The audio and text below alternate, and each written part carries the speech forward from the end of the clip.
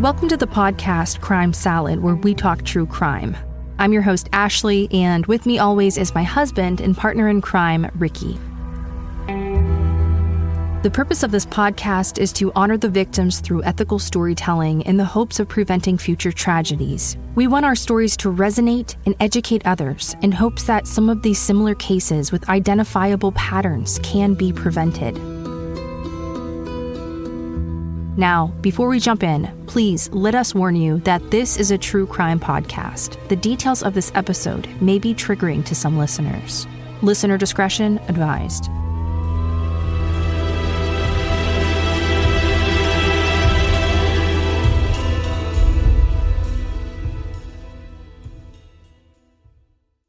In the early morning hours of November 13th, 2022, a horrific act of evil was committed by one individual, abruptly ending the lives of four kind, smart, and vibrant young people with promising futures. It occurred at 1122 King Road in Moscow, Idaho, where Xana Kernodle, 20 years old, Ethan Chapin, 20 years old, Maddie Mogen, 21 years old, and Kaylee Gonsalves, 21 years old, all lost their lives at the hands of an unknown violent offender. The intruder came prepared with a military-grade knife that was built for hand-to-hand combat with one main purpose, and that was to kill. These shocking murders of four young college students from the University of Idaho captivated a nation and terrorized a community. With hours of the unspeakable murders, we as the public were told that this was a crime of passion and the community was not at risk. We all imagined a love triangle or someone acting out of rage, perhaps overcome by unrequited love.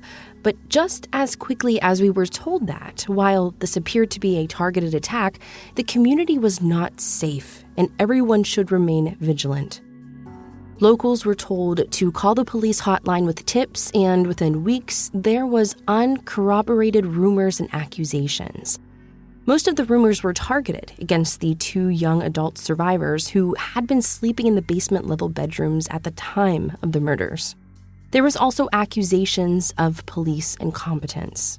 The family's pain of these young students is unimaginable. Someone had killed their children. Now, early on, there were unfair questions about how the surviving two roommates were able to sleep through the vicious attacks and murders of the four other people in the house. There were questions on why the dog Murphy, the golden doodle, didn't bark. It seemed like everyone was looking for someone to blame, somewhere to focus their anger and frustration.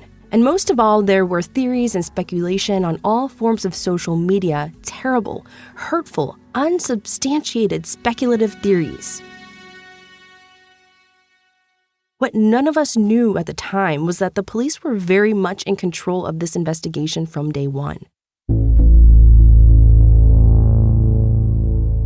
Through hard work, the police identified a suspect very early on in this case. Even when a gas station attendant identified the white Hyundai Elantra automobile in the area, the police were already onto that clue. While initially this appears to have been holdback evidence, and likely what first led them to Bryan Kohberger, they didn't let the accidental disclosure go to waste. After doing a video canvass immediately after the murders, police knew right away that the driver of the white Elantra was their likely suspect. Now, when the existence of the car was disclosed to the public, they used that leak for investigative purposes too. They told the public that the driver of the white Elantra was likely a witness and may know something they weren't even sure they knew. They strongly encouraged this person to come forward. They were hoping their suspect would insert himself into the investigation. Unfortunately, that didn't happen. But now we know why that likely didn't happen. We know their suspect, Bryan Kohberger, had an undergraduate degree and a master's degree in criminology. We also know he was studying to become a doctoral candidate in his Ph.D. program at Washington State University, where he was also a teaching assistant for 3 classes. Now, we would like to mention that Bryan Kohberger has the privilege and presumption of innocence. Until he is convicted of a crime, if any, he is seen as innocent under the eyes of the law. However, we are going to discuss how police identified him and why they believe they have charged the right person. Let's start with the area of Moscow, Idaho. It's a college town close to several universities, including the University of Idaho, where the victims attended, and Washington State University, where the suspect attended. We know that they haven't had a murder in their city for 7 years, and we know that Sheriff Fry immediately set aside his ego and did everything possible to solve these horrific murders as quickly as possible. If you could ask for a textbook investigation, this one might have qualified. From the moment the arriving officers secured the crime scene, the local law enforcement called in the state police for their help with forensics and evidence collection. They also involved and invited the FBI to help with their case, which was likely the best thing to do for the investigation and why they were able to identify their suspect so quickly. This case began for the Moscow Police Department on November 13, 2022 at 11:58 p.m. when someone within the home called 911 to report someone unconscious. We believe it was one of the two roommates. However, we are going to refer to the one listed in the probable cause affidavit by her initials, which are DM. We know that 2 hours after that phone call, the Idaho Police Department forensics team was on the scene and collecting and processing evidence. They intended to minimize as many mistakes as possible, and that began with the uncontaminated crime scene. This case has been a masterclass in investigative work. Now, we know that Officer Brett Payne, who authored the probable cause affidavit in this case, entered the home on the basement level from behind the home on King Road. We know the home was 3 stories, and you generally would enter on the second level if you were entering from the front door at street level. And we know that there are 2 rooms on the basement level, 2 rooms on the ground level entrance, which again is located on the second floor, and there were 2 more rooms on the top 3rd level. DM and another roommate were allegedly in their rooms on the basement level when the attack occurred. Xana and Ethan were on the second level, where the killer likely entered through the kitchen sliding door of a low-to-the-ground balcony. And we know that Maddie and Kaylee were on the 3rd floor with Kaylee's dog, Murphy. Murphy was found locked inside Kaylee's room. Kaylee and Maddie were both found in Maddie's room on the single bed. We know that at least 2 and possibly 4 of the roommates, including the surviving roommates, had been at a fraternity party earlier that night at Sigma Chi. Sigma Chi is located directly across the street from the house. We know from the established timeline that Ethan and Xana returned to the home at 1:45 a.m.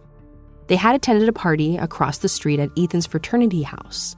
Now, at 2 a.m., Madison and Kaylee returned home. They had been out at a local bar, then they ate at a food truck and got a ride home. None of them knew it at the time, but they all had only 2.5 more hours to live. They also didn't know that starting at 3:29 a.m., there was a white Hyundai Elantra sedan circling their home.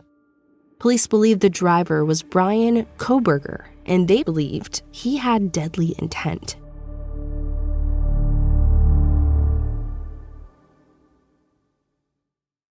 At 4 a.m., Xana received a DoorDash delivery. All the roommates appeared to have been awake at the time. Previously, it was assumed that all of the students were sleeping in their beds when they were attacked and murdered. It was even assumed that the 2 girls downstairs slept through all 4 attacks and murders. Now we know that isn't true. These murders occurred in a shockingly short time frame. At the time that Xana received her DoorDash delivery, DM thought she heard Kaylee upstairs on the 3rd floor playing with her dog. At 4:04 a.m., the white Hyundai Elantra makes its final pass around the house before it disappears. At 4:05 a.m., DM heard someone say there's someone here. At first, she thought it was Kaylee, but later she thought it might have been Xana. There was a fast food bag photographed on the kitchen counter next to the sliding glass door. Xana may have eaten in the kitchen when she heard someone jump onto the balcony outside the kitchen sliding window. She may have even seen someone, causing her to make the statement, "Someone is here." Now, we should note that this was a house filled with college students. They had guests coming and going on a regular occurrence. It's also possible that Xana dismissed this concern as someone without malevolent intent. She may have told Ethan, or Ethan may have even been asleep. There's still so many unknowns in this case, but we do know from Xana's cell phone records that at 4:12 a.m. she was scrolling on TikTok. All of the roommates on the second and third floor now have less than 8 minutes to live. This is also the first time that DM looks out her bedroom door to investigate strange noises. As she's peeking out the door, she thinks she may hear sounds of someone crying coming from Xana's room. She goes back downstairs, but again, the noises are strong and they just don't sound quite right. They cause her to go back up the stairs a second time and peek out the door. This time, she hears a male voice say, "It's okay, I'm gonna help you." Now, it's important to note that DM knows Ethan very well. She knows his voice. Yet all she could identify was that the voice was male, which leads us to believe that it probably wasn't Ethan. It may have been the sadistic taunts of the killer before he silenced one of his victims. There's a security camera next door at the neighbor's house. At 4:17 a.m., that camera, which is 50 feet away from Xana's room, picked up the sounds of faint, indistinguishable voices, human-sounding whimpering, then a loud thud, and then the continuous barking of Murphy the dog. It's the same noises that alerted DM again that something just wasn't quite right. For the third time, she opened the door, and that's when she saw a black-clad figure walking towards her. He was wearing a black balaclava-style mask with only his eyes showing. She described him as 5'10" or taller with an athletic build. Now keep in mind, Bryan Kohberger is 6 foot and weighs approximately 185 pounds. DM also immediately noticed he had bushy eyebrows. She's not sure if the figure she saw could see her in return, and it's unlikely because if he had, he probably wouldn't have allowed her to live, but we'll never quite know for sure. Next, she sees the dark figure walk right past her towards the sliding glass door in the kitchen. That's when DM was in, quote, a frozen shock phase and locked herself inside her room. At 4:20 a.m., the white Hyundai Elantra is seen on camera for the last time departing King Road at a very high rate of speed. We know all of this because of the first-person statement given by DM the next day and by video and cell phone data. Now, there's been a lot of speculation and terrible comments made about DM because she waited so long before calling 911.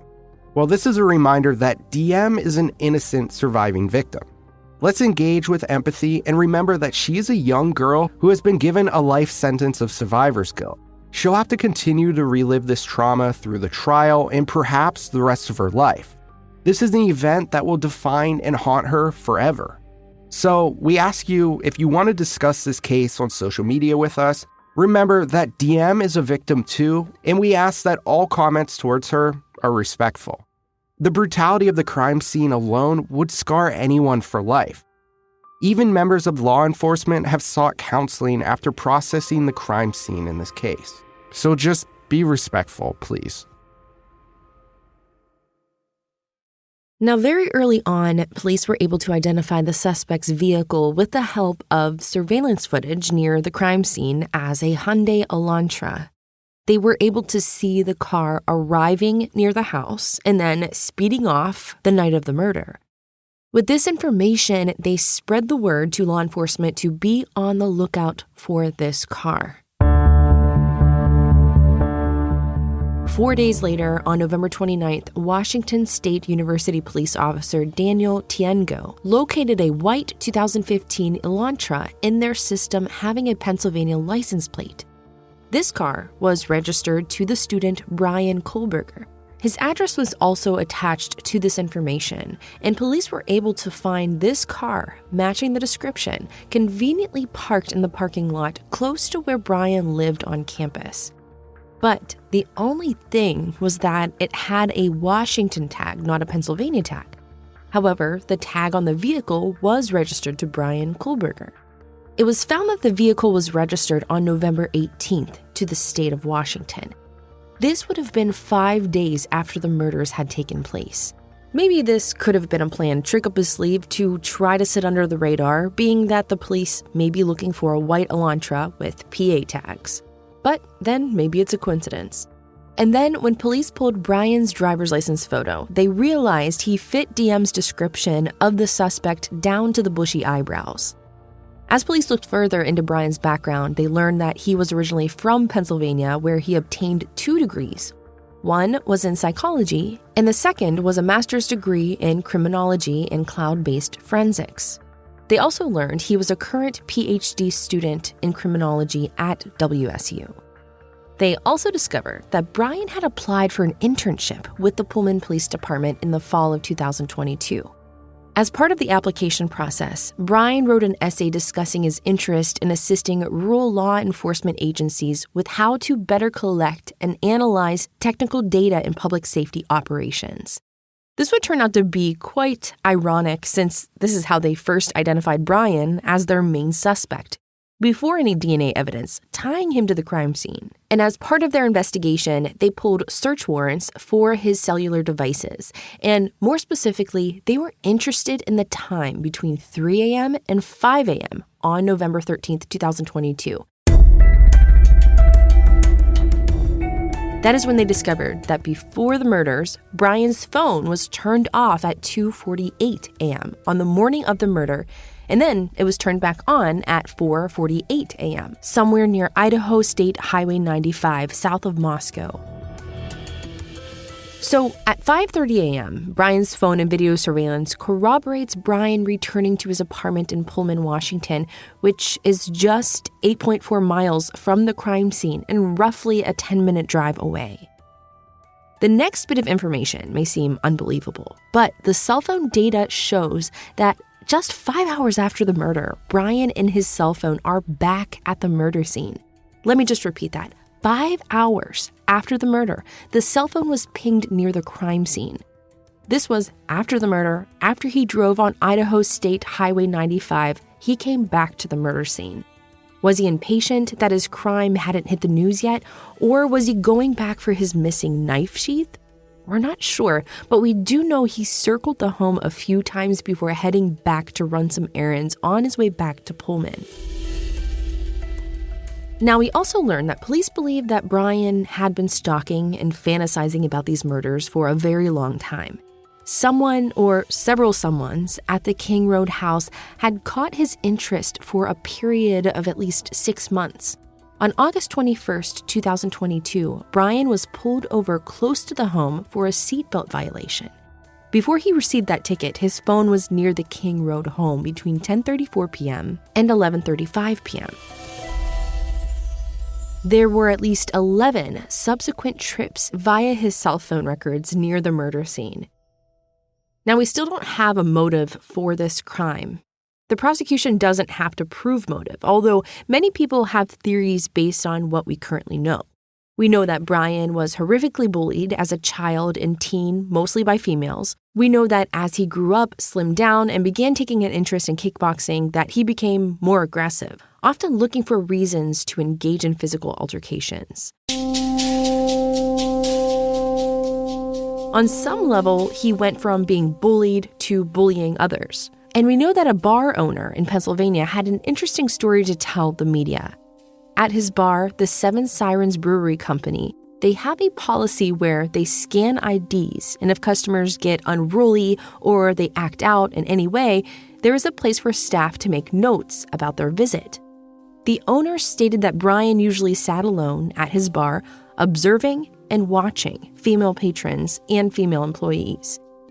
He would often ask them unsettling questions and spark their gut intuition that this guy isn't safe. One of these comments regarding Bryan said, quote, "Hey, this guy makes creepy and inappropriate comments. Keep an eye on him. He'll have 2 or 3 beers and then just get a little too comfortable," end quote. By comfortable, Bryan would ask women if they were alone, where they lived, and when they get off work. If women weren't interested in his questions, he would get angry and upset. and on one occasion called a woman a bitch when she ignored his questions. On his final visit to the brewery, the owner went up to Bryan and said, "Hey Bryan, welcome back. We appreciate you coming back. I just wanted to talk to you real quick and make sure that you're going to be respectful this time and we're not going to have any issues." Bryan was stunned by these comments and said he must have confused him with someone else. The bar owner said Bryan finished his beer, left, and never returned. With Bryan's background in criminology, it would be easy to make assumptions that this was an area he was studying not because he had a sincere desire to help catch bad guys, but rather he had a sincere desire in learning about himself or his dormant criminal urges. We know that for the last 3 years of Bryan's educational pursuits, due to the program he picked and because of the pandemic, his classes were all online. This was Bryan's first time back on a college campus. Some forensic psychologists and FBI behavioral analysts have wondered if this was a long-standing fantasy that Bryan had been thinking about committing for a very long time. Our friend Kate Wallinga is a forensic psychologist, and she is also the host of the award-winning Ignorance Was Bliss podcast. Kate has surmised that with Bryan's birthday just a week after the murders, that perhaps this was an early birthday gift to himself. What a terrifying thought. And we also know for Bryan's master's thesis, he conducted some online research by posting a survey on several Reddit forums, including one for ex-cons and then one for prisoners. His choice of wording and focus appears to be telling, although our friend Kate reminds us that Reddit isn't the real world, and these types of surveys go through the lens of many professors in the criminology department before they would be approved for publication. They do still lend some insight into his thought processes and area of interest. Some of the more interesting questions asked were focused on what the perpetrator was thinking and feeling at the time they committed their crimes. Most criminals aren't introspective, and most crimes are impulsive rather than thought out. The questions themselves seem to be directed at serial killers or serial rapists rather than an average ex-con or prisoner. He began the survey by introducing himself and asking for volunteers to participate in his research study that, quote, seeks to understand how emotions and psychological traits influence decision-making when committing a crime, end quote. He asked questions on why and how they choose their victim, the goal of their crime, and how they thought and felt about accomplishing that goal. He was also interested in how they left the scene of their crime and anything they specifically did before leaving. And he also asked how they chose their target over others, as if they had a list to choose from. Perhaps Bryan had a list to choose from. He also wanted to know how the criminals traveled to the locations of their crimes. These were just some of the questions that seemed out of place for a research study for ex-convicts. As we said, these seem more targeted to a killer with specific goals such as violent or sexual urges. Now, we don't know if Bryan's crime was sexually motivated. There is an interesting expert field of forensic study specifically for sexually dysfunctional rapists. It is not uncommon for individuals who commit non-sexual violent crimes to experience a sense of gratification or pleasure during the act. In some of those instances, when a rapist can't sexually perform, they will use the knife as a substitute for penetration. We don't know anything this personal about Bryan Kohberger. All we know at this time is there seems to be a lot of circumstantial evidence against him, enough to warrant his arrest by a SWAT team at 3 o'clock in the morning. It makes you wonder if this wasn't intentional.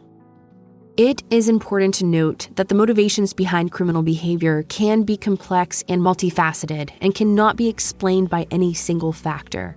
Sexual motivation can refer to a variety of different factors, including sexual desire, the desire for sexual gratification, or the desire to assert power and control over another person. To understand the motivations behind a person's actions, it is necessary to consider a range of factors, including their personal history, family history, mental health, and social and cultural context. It will be a very long time, if ever, before we can fully understand the true motives behind Bryan Kohberger's alleged acts. As this case progresses and eventually goes to trial, we will regularly update you as we follow this case through to adjudication. There will likely be a preliminary hearing where we will learn much more than we know now with the probable cause affidavit. There will also likely be a trial in this case as Bryan Kohberger, by his own words and actions, appears to be eager to defend himself against these criminal charges. We would love to hear your theories on this case. Follow us on Instagram at Crime Salad Podcast. Thank you all so much for listening, and be sure to subscribe wherever you're listening so you don't miss an episode.